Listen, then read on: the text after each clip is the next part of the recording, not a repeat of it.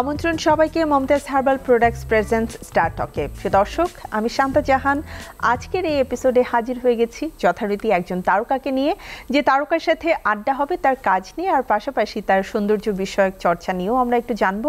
কারণ এখন আসলে এমন একটা ট্রেন্ড চলছে যে সময়টাতে সবাই চায় তার নিজের স্কিন, নিজের হেয়ার সব কিছু মিলিয়ে যেন মানে মেকআপ ছাড়াই আলাদা একটা এক্সট্রা গ্লো থাকে।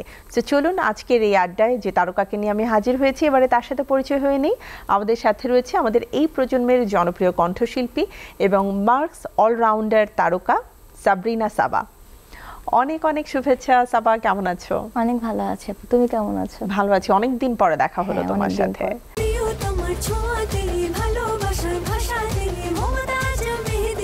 মমতাজ গোল নাম্বার 1 মেহেদি, মানে প্রিয়জন প্রিয়তমার মেহেদি। সাবা, যেটা বলছিলাম যে কাজের ব্যস্ততা নিয়ে জানবো, পাশাপাশি তোমার স্কিন অ্যান্ড হেয়ার কেয়ার সবকিছু নিয়ে একটু জানতে চাই। তুমি আমাকে একটু বলো যে মানে কাজের ব্যস্ততা তো ডেফিনেটলি সবসময় চলে, বাট একদম রিসেন্ট টাইম কি কি নিয়ে ব্যস্ত রয়েছো? একদম রিসেন্টে হচ্ছে গান নিয়ে তো আমার ব্যস্ততা আছেই, পাশাপাশি আমি একজন উদ্যোক্তা হিসেবে, যেহেতু আমার নতুন একটা পথ চলা গত 1.5 বছর ধরে লাভ ফেস্টিভ্যাল নামের একটা ইভেন্ট প্ল্যানিং কোম্পানির সাথে আছি সিও হিসেবে। তো সেটা নিয়ে আসলে একটু কর্মব্যস্ততা সবকিছু মিলেই আসলে যাচ্ছে, গান কাজ সবকিছু মিলে। মানে একাধারে নিজের প্রফেশনাল লাইফ, নিজের গান, আমি বলবো এটাকে প্যাশন, অ্যান্ড মানে পাশাপাশি সব কিছু মিলিয়ে তাহলে দুর্দান্ত একটা সময় পার করছো। সো আমরা সবসময় বলি যে গানটা হচ্ছে সবাই খুব ভালোবাসা থেকে করে, বাট বর্তমানে যারা কাজ করছে গান নিয়ে পুরোদস্তুর একদম স্টেজে খুবই ব্যস্ত থাকে, পারফরমেন্স নিয়ে ব্যস্ত থাকে। সো সাবা কি কখনো আসলে গানকে নিয়ে ওভাবে ভেবেছে? আমি ছোট থেকেই এরকম ভাবি, ছোট থেকেই স্টেজ শো করতাম, যেহেতু আমি নতুন কুড়ি থেকে আমার গানের যাত্রা শুরু।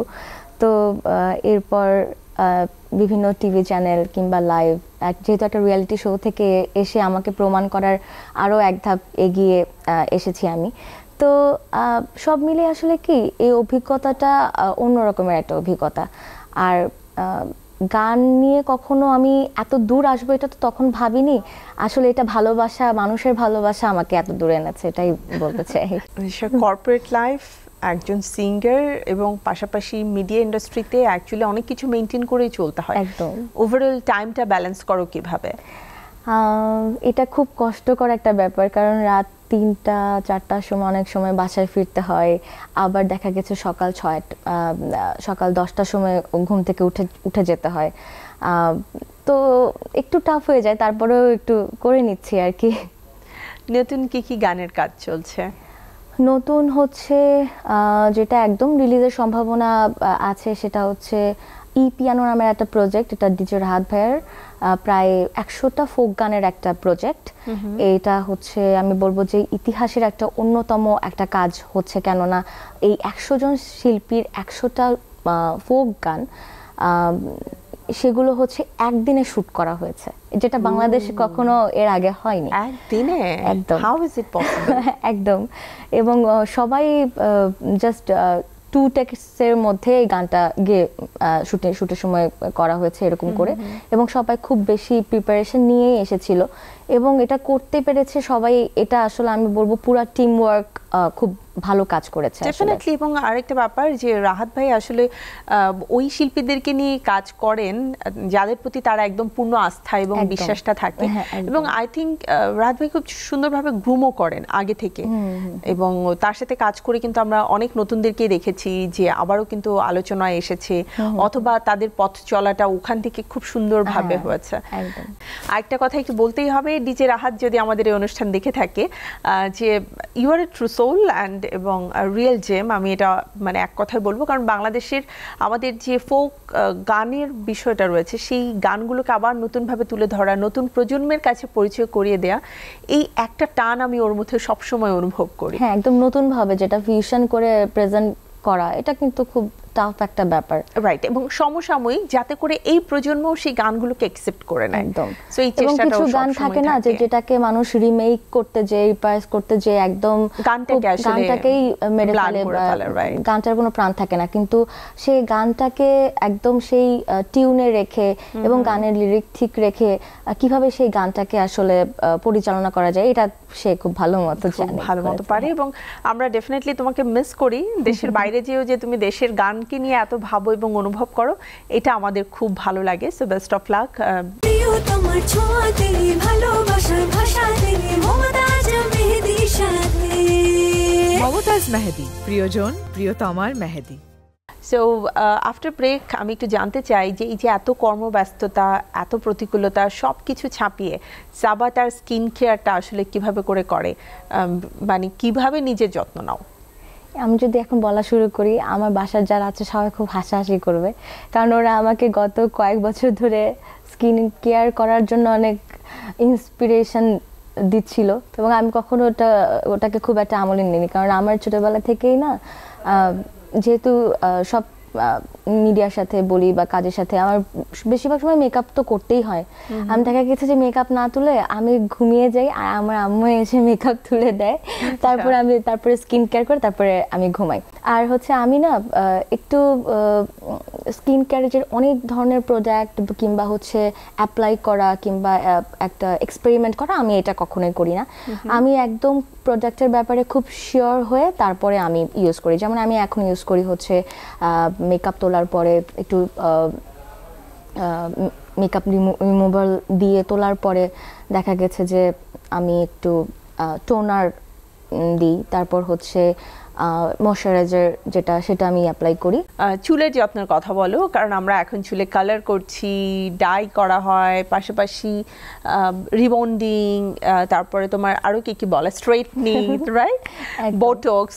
সো তারপরে তো চুলের জন্য অনেক কিছু করতে হয়।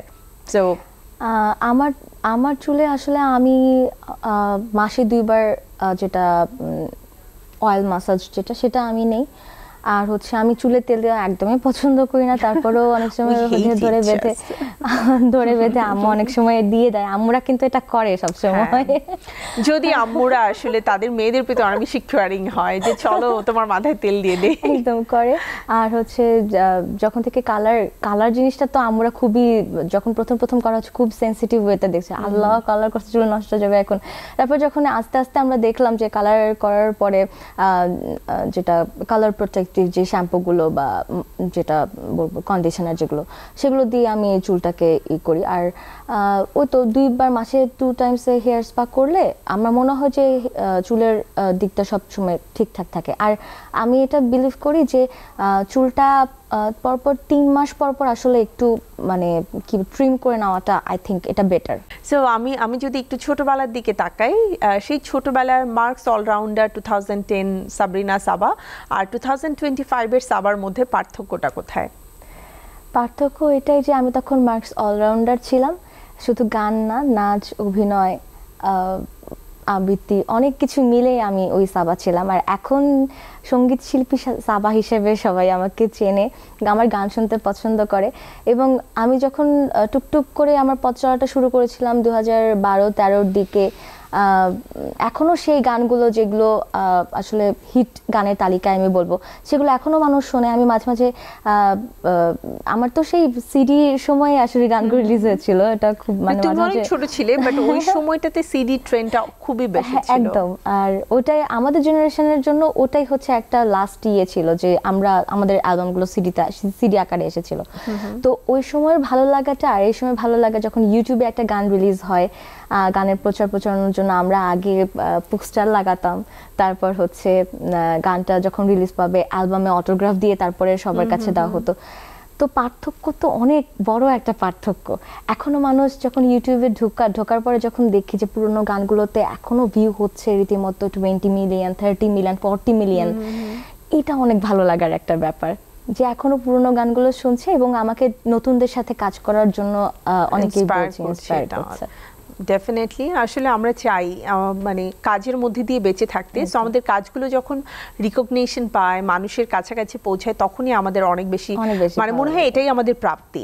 আমার আরেকটু যেটা মনে হয় যে আমি যত গান নিয়ে কাজ করছি এবং বছরের পর বছর যখন বেশি বেশি গান করছি, আমার কাছে মনে হচ্ছে যে আমার ভয়েস এবং মানে টোন সবকিছুই ডিফারেন্ট ওয়েতে যাচ্ছে। বাচ্চাদের মতো গাইতাম, এখন বড়দের মতো গাইছি, অনেক ডিফারেন্স। সময়ের সাথে সাথে ভয়েস অনেক ম্যাচিউর হয়ে গেছে। প্রিয় তোমার ছোঁয়াতে ভালোবাসার ভাষাতে মমতাজ মেহেদি সাথে।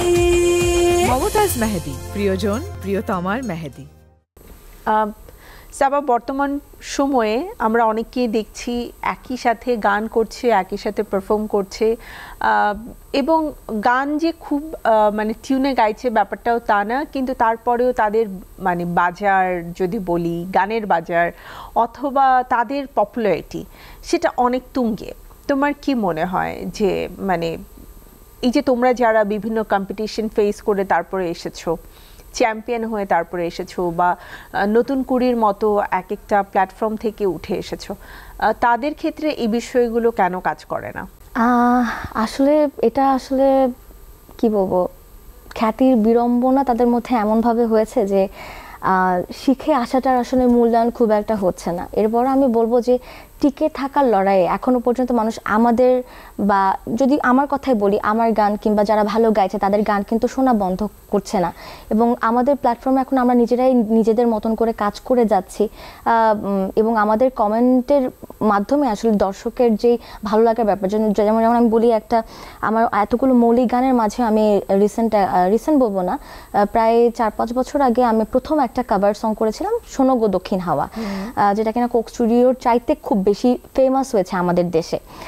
কেননা এই গানটা আমি বলবো যে শুধু বাংলাদেশ না, বিশ্বের বাংলা ভাষাভাষী মানুষ যত আছে আমি তাদের কমেন্ট পেয়েছি, ওখানে এমনভাবে লিখেছে কমেন্ট যে আসলে এই ভার্সনটা, মানে শোনো গো দক্ষিণ হাওয়ার এই ভার্সনটা কোক স্টুডিও থেকে আসার পরে কানে তালা লেগে গেছিল, এই ভার্সনটা শোনার পরে কলিজাটা ঠান্ডা হয়ে গেছে, এরকম কমেন্ট পেয়েছি আমি। তো চমৎকার কমেন্ট। তাহলে চলো আমরা গানের দুটো লাইন একটু শুনতে চাই, বিকজ আমি মিস করতে চাই না। মনিতে লুকানো ছিল সুপ্ত যে পিয়াসা, জাগিল মধুর গণিতে বাড়ালো তিয়াসা, উতলা করেছে মনে আমারে ভালোবাসা, অনুরাগে প্রেম সলিলে ডুব দিয়েছি আমি, শোনো গো মধুর হাওয়া প্রেম করেছি আমি। আসলে এই গানগুলো এত সুন্দর, আমরা সবসময় না এই মৌলিক গানগুলোকে তার মৌলিকত্ব রেখে গাইলে আমরা খুব দ্রুত অ্যাকসেপ্ট করে নিই, খুব একটা চেঞ্জ আমরা আসলে এই গানগুলোতে চাই না। এটা যখন করেছে তখন অনেক আমার কম্পোজারের সাথে বসে এটাকে প্রি প্রোডাকশনের সময় কিভাবে করলে আসলে সুরটাকে ঠিক রেখে তালটাকে ঠিক রেখে গাওয়া যাবে, সেই প্রচেষ্টাটা করা হয়েছিল আসলে। আর আসলে ভালো লাগার অনেক বিষয় এগুলো। আর যেটা বলছিলাম যে এই গানগুলো না যারা এখন বর্তমানে গাইছে অনেকেই যে বললে যে তাদের মানে টিউনে গাইলেও অনেক সময় দেখা যায় মানে অনেক জনপ্রিয়তা পাচ্ছে, তাদেরকে নিয়ে অনেক কি বলবো প্রচারণা হচ্ছে। আমি এটাকে বলবো কি যে এগুলো তো এখন ভাইরালের যুগ, যেহেতু ভাইরাল জিনিসটা কিন্তু ভাইরালের মতো ভাইরাসের মতো না, ভাইরাসের মতনই চলে যাবে। তো এগুলো আসলে মানুষের অনেক বছর ধরে শোনার গানের তালিকায় কখনোই থাকবে না। তাহলে এটা যদি হতো তাহলে কিন্তু আমাদের পুরনো গান এখনো আবার ঘুরে ফিরে আমরা রিমেক করতাম না এবং শুনতেও যেতাম না। তো আমার কাছে মনে হয় যে এখন সময়ের গানগুলো সেগুলো আরো অনেকদিন টিকে থাকবে, সেগুলোর লড়াইয়ে কে টিকে থাকবে এটাই হচ্ছে আসল কথা। সো আসলে লাইফ তো একটা জার্নি, প্রত্যেকটা ফেস আমাদেরকে খুব সুন্দরভাবে কাটাতে হয়। তাহলে কিন্তু তুমি দেখবে যে তুমি শেষ হয়ে যাওয়ার পর তোমার কাজের যে প্রতিফলন সেটা মানে বছরের পর বছর মানুষ সেটা আসলে দেখে যায়, এবং ওই কাজ দিয়েই আমরা বেঁচে থাকি। আর মানে মানুষ হিসেবে আমরা ভালো কিনা মন্দ এটাও কিন্তু আমাদের কাজের মাধ্যমে প্রস্ফুটিত হয়। সো আসলে কি বলবো, বর্তমান সময়ে একটা মানে গান যে ভালো হচ্ছে না এটা বললে ভুল হবে, অনেক ভালো গান হচ্ছে, কিন্তু অস্থিরতার ভিড়ে ভালো গানগুলো আসলে জেগে উঠতে পারছে কিনা এটা নিয়ে একটা প্রশ্ন আছে। তারপরেও আমি বলবো ঠিক এই সময়টাতে তোমরা যারা ভালো গাইছো বা যারা আসলে গানকে নিয়ে সবসময় ভাবেন, শুদ্ধ সঙ্গীত নিয়ে, তারা কিন্তু স্ট্রাগল করে যাচ্ছেন। একদম। সো ভালো গান আসলে বেঁচে থাকে অনেক বছর পরে হলেও মানুষ সেটা। যেমন আমি এরকম খুব অনেক জায়গায় গেছি যে অনেকেই দেখা গেছে যে আমাকে চেনে না, কিন্তু গানের নাম শোনার পরে বলে ও এই গানটা তুমি গেছো, এটা অনেক বড় পাওয়া একটা শিল্পীর জন্য। আবার অনেক ক্ষেত্রে দেখা গেছে অনেক শিল্পীকে আমরা চিনি, আমরা চেহারা দেখে চিনি, কিন্তু সে তার কাজকে আমরা কিন্তু জানিও না। তো এই ব্যাপারটা আমার কাছে খুব মজা লাগে। এই জন্যই আমি বলছি যে আসলে কোনো ভালোর তো কোনো শেষ নেই, তো আমাদেরকে আসলে দর্শকদেরকেও ভালোভাবে ভালোটা বাছাই করার ব্যাপারটা দেখতে হবে। আসলে খারাপ না থাকলে আমরা ভালোটা বুঝবো কিভাবে। আর এখন কিন্তু মুভির গানগুলো কিন্তু দেখেছো অনেক সুন্দর সুন্দর গান হচ্ছে, কিন্তু অনেক সুন্দর গান আবার হচ্ছে, মানে চলচ্চিত্রের প্রাণ কিন্তু হচ্ছে তার গান। তো এটা আমার মনে হয় বেশ কয়েক বছর আমরা খুব মিস করছিলাম, যেটার আবারও আমরা নতুন ভাবে আসলে প্রবাহিত হতে দেখছি নদীর মতো। এটা হোক, এটা আমরা চাই। আর আরেকটা প্রসঙ্গ নিয়ে আসতে চাই, সেটি হচ্ছে যে বলছিলে যে অনেককে আমরা দেখি কিন্তু তাদের কাজ সম্পর্কে জানি না। সো এমন মানুষের সংখ্যা আসলে বর্তমানে খুব বেশি যে আমরা আদতে দেখি যে আসলে কত ভিউ হয়েছে বা তার ফলোয়ার কত, কিন্তু সেই ফলোয়াররা আসলে কোন প্রকৃতির, তারা কি শুদ্ধ কাজ বা ভালো কাজের সাথে থাকে কিনা সেটা কিন্তু আমরা জানি না। তুমি দেখবে একটা নেগেটিভ ইস্যুসের ভিউ যদি বেশি হয়, তার মানে ওই ফলোয়ারগুলো আসলে নেগেটিভিটি দেখতেই পছন্দ করে, তার পজিটিভিটি দেখতে পছন্দ করে না। সো ওভাবে আসলে ফ্যান ফলোয়ার্স বা ভিউ কাউন্ট না করে কাজটাকে যদি মূল্যায়ন করা হয়, তাহলে আসলে সেই শিল্পীদের মনে কিন্তু একটা আশার আলো জাগে, তারা ভালো কাজ করতে অনেক বেশি ইন্সপায়ার্ড হয়। একদমই তো শেষের দিকে আছে সাবা, তুমি আমাদের আরেকটা গান শোনাবে, একটু বড় করেই গানটা শুনি। আচ্ছা, আমার এখানে ঢোকার আগে হচ্ছে ভাবছিলাম যে প্রতিবারই আমার মৌলিক গানগুলো যেগুলো ফেমাস সেগুলো গাওয়া হয়, তো সেটাই আজকেও গাই। কারণ আমি যখন আসি তখন দর্শকের সবসময় ইচ্ছাই থাকে যে আমার এই গানটাই শুনবে, তো সেটাই গাইছি। আসিফ ভাইয়ের সাথে একটা ফেমাস গান পৃথিবী অনেক বড়, এই গানটা গাইছি। পৃথিবী অনেক বড় যদি বিশ্বাস করো, পৃথিবী অনেক বড়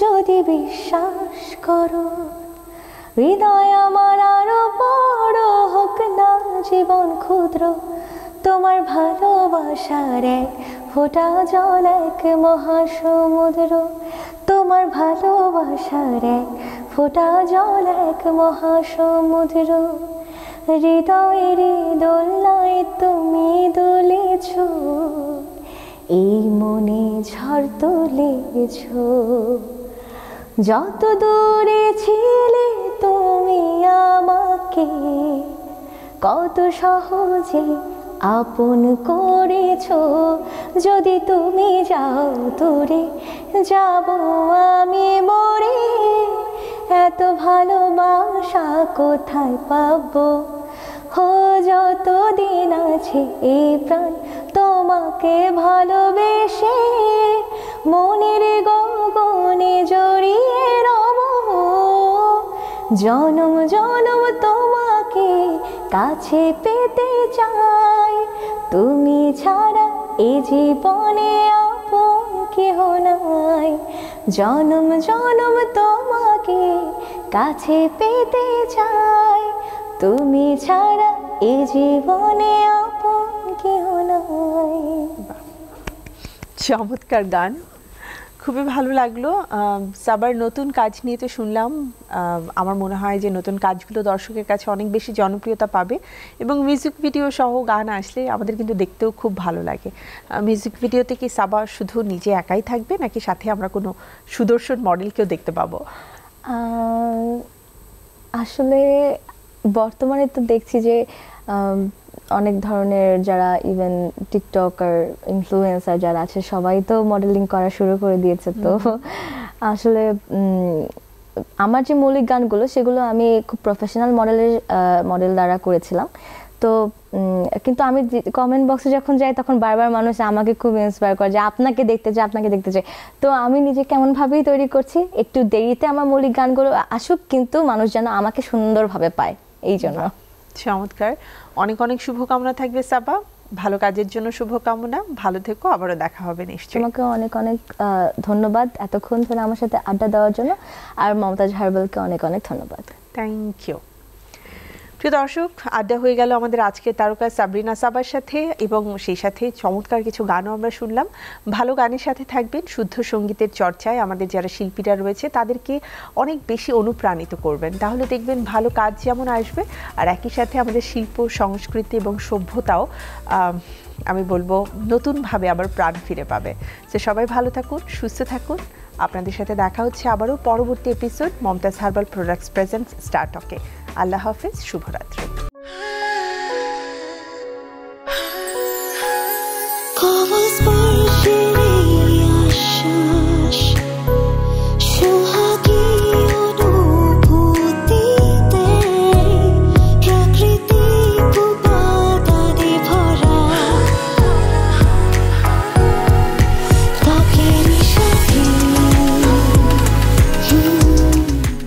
নাম্বার 1 হেয়ার রিমুভাল ক্রিম, সৌন্দর্যের আত্মবিশ্বাস।